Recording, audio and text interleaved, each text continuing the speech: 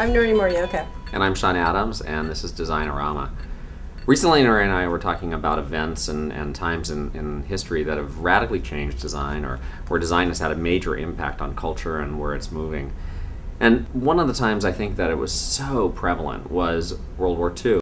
If design's purpose is to move people to action or to create change, I can't think of a better example of a time when design did exactly that. From some propaganda working to create an agenda of hatred to others being about pulling together and also getting work done. Or functional issues like save your tin or loose lip sink ships. That each of those had a purpose and it was all sort of functioning because of really good iconic graphic design.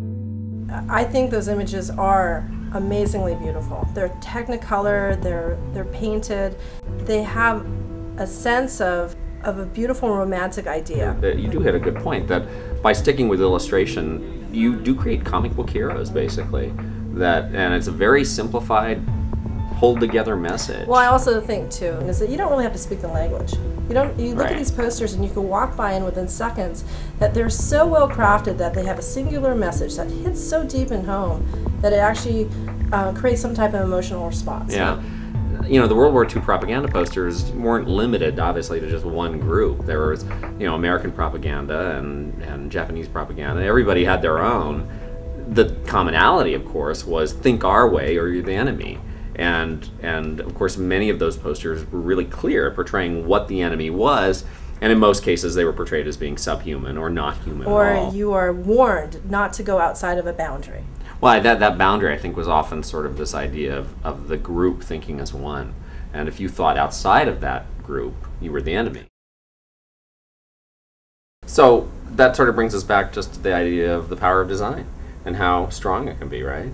Strong in the sense that not only does it change the way that you think, but also could make you do something. And unify a culture and provide messages that are really critical at certain times. And it also could, create a sense of assurance. Like, what was that you were telling me that? I think Milton's I Heart New York piece is a great example. That the original I Heart New York piece, he made in the 70s when the city was in financial crisis, and then after 9/11, the I Still Heart New York piece, which was a beautiful and simple way of saying what needed to be said at that time.